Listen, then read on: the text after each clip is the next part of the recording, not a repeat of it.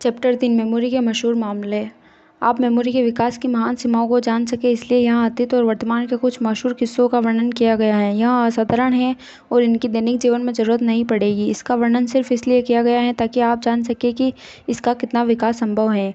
अतीत में भारत में पवित्र किताबों का अध्ययन किया जाता था और इन्हें शिक्षक से छात्र तक कई युगों तक स्थानांतरित किया जाता था और यह आज भी असामान्य नहीं है कि छात्र न्यू टेस्टामेंट जैसे बड़े धार्मिक ग्रंथ को शब्द दर शब्द याद कर सके और दोहरा सके। उदाहरण के तौर पर पाणिनि के संस्कृत व्याकरण की पूरी सामग्री जो आकार में बाइबल के बराबर है लिखी जाने के पहले कई शताब्दियों तक याद करके स्थानांतरित की गई। आज भी ऐसे ब्राह्मण हैं जो 3 लाख श्लोकों से भरे धार्मिक ग्रंथ महाभारत को याद कर सकते हैं और बोलकर दोहरा सकते हैं। प्राचीन काल से अब तक कई लोग गायक हुए हैं जिन्होंने लंबे धार्मिक ग्रंथों को पूरी शुद्धता के साथ याद किया। यहाँ अल्गोन्क्विन इंडियन में भी पाया जाता है जिनकी पौराणिक कहानियाँ अनंत हैं लेकिन उसके हर शब्द को याद किया गया है।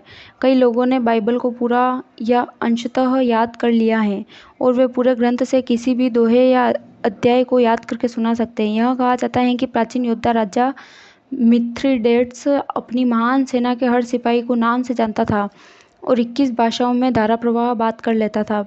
प्लिनी के अनुसार कार्माइड्स अपने पुस्तकालय की हर किताब की सामग्री को दोहरा सकता था। प्रसिद्ध रोमन वक्ता हॉर्टेनियस की मेमोरी इतनी ज़बरदस्त थी कि वह प्रतिवादी के तर्कों को हूबहू याद कर लेता था। एक बार वह नीलामी में गया, वहाँ दिन भर रुका और हर बिकी वस्तु का नाम उसके क्रम में बोलता गया, साथ ही खरीदार का नाम और कीमत भी बताता गया।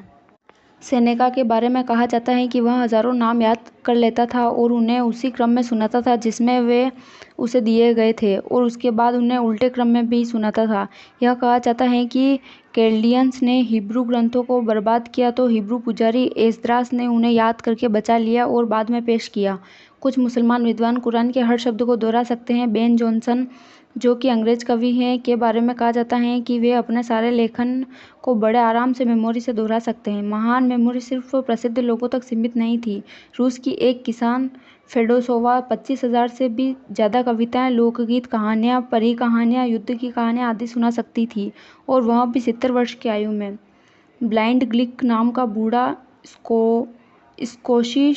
स्कॉटिश भिखारी बाइबल के किसी भी दोहे को सुना सकता था, साथ ही हर चैप्टर और बुक की सारी बातें भी सुना सकता था। आधुनिक युग में अखबार न्यूयॉर्क सिटी में रहने वाले क्लार्क नाम के आदमी की बातें बताते हैं। वह पहले चुनाव से ही यूनियन के हर स्टेट में सही प्रेसिडेंट को वोट देता आया था। पूरी दुनिया में अतीत में या वर्तमान में जिस किसी भी शहर की जनसंख्या का रिकॉर्ड उपलब्ध था वह उसे सुना देता था। वह शेक्सपियर के किसी नाटक के किसी भी हिस्से से शुरू होकर घंटों तक उसका साहित्य सुना सकता था। वह मूल ग्रीक में इलियड का पूरा साहित्य सुना सकता था। मेमोरी के सारे छात्र एक अज्ञात डच इंसान के ऐतिहासिक मामले से परिचित हैं जो एक नया अखबार लेता था, उसे पूरा पढ़ता था, सारे विज्ञापन भी पढ़ता था और उन सारी चीज़ों को एक एक शब्द के साथ सुना देता था। एक अवसर पर उसने लोगों को चकित कर दिया जब उसने अंत से लेकर प्रारंभ तक एक एक शब्द सुना दिया। एक इंग्लिश अभिनेता ने भी यह काम कर दिखाया। उसने एक बड़ा अखबार लिया, उसमें मार्केट कोटेशन, संसद की बसों की रिपोर्ट और विज्ञापन के साथ रेल रोड के टाइम टेबल थे। लंदन के एक वेटर ने भी यह काम कर दिखाया जब उसने 8 पेजों का अखबार लेकर उसे याद किया और हूबहू सुना दिया। असाधारण मेमोरी का इतिहास में एक सबसे बड़ा उदाहरण बालक क्रिश्चियन मैकेन है। 4 साल से कम की उम्र में भी वह पूरी बाइबल, 2000 भजन, 5000 लैटिन के शब्द, काफ़ी सारा एक्लेसियास्टिक इतिहास, सिद्धांत, विचार, तर्क और धार्मिक साहित्य का एक बड़ा हिस्सा सुना देता था। उसने पढ़ा हुआ एक एक शब्द याद किया हुआ था। उसका केस बड़ा ही अजीब था लेकिन वह कम उम्र में चला बसा। जॉन स्टुअर्ट मिल जो कि ब्रिटेन के अर्थशास्त्री थे, उनके बारे में कहा जाता है कि 3 साल की उम्र में उन्होंने ग्रीक की काफ़ी जानकारी हासिल कर ली थी और 8 साल की उम्र तक उन्होंने ह्यूम गिब्बन और अन्य इतिहासकारों को याद कर लिया था। उसके कुछ ही समय बाद उन्होंने हेरोडोटस, जोनोफोन, थोड़ा बहुत सुकरात और प्लेटो के 6 डायलॉग याद कर लिए थे। एक जवान इटालियन अभिनेता किसी भी 4 महान इटालियन कवियों की 100 पंक्तियाँ सुना देता था। अगर उसे उनकी रचनाओं की कोई एक पंक्ति दी जाए, फिर वह अगली 100 पंक्तियाँ सुनाता था। जाहिर बात है कि इस काम के लिए उसने उन कवियों की संपूर्ण रचनाएं याद कर ली थी और उसे कहीं से भी दोहराने की क्षमता मिली हुई थी।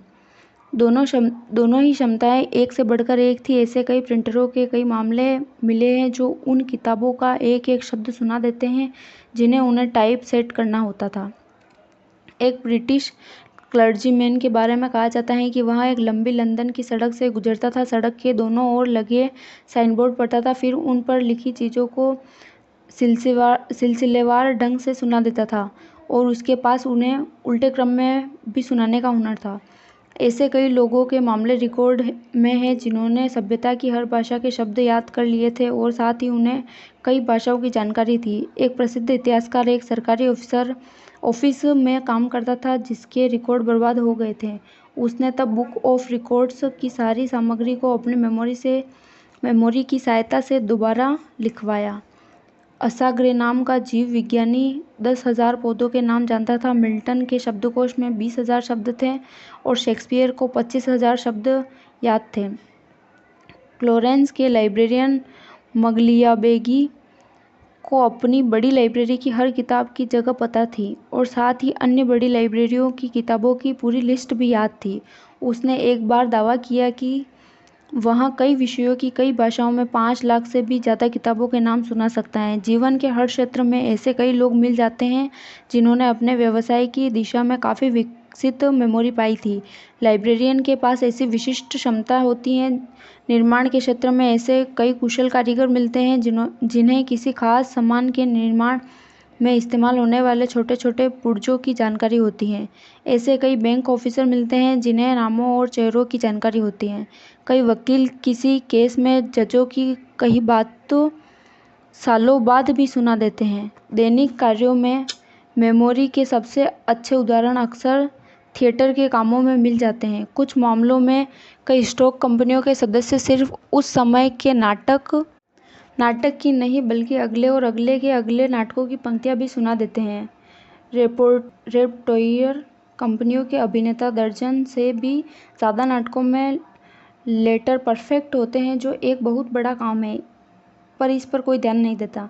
आज के ज़्यादातर रिटेल स्टोरों में बार कोड से बिकी चीज़ों की कीमतों को पाया और मिलाया जाता है, लेकिन कई छोटे स्टोरों में कर्मचारियों को स्टोर के हर सामान की कीमत की जानकारी होती है, भले ही उन्हें रोज़ बदला जाए और स्टोर में कैश रजिस्टर को कंप्यूटरीकृत न किया गया हो। कुछ मशहूर मामलों में याद रखने की क्षमता बिल्कुल असाधारण है, लेकिन अधिकतर मामलों में यह परिणाम प्राकृतिक तरीकों और लगातार अभ्यास से पाया गया है।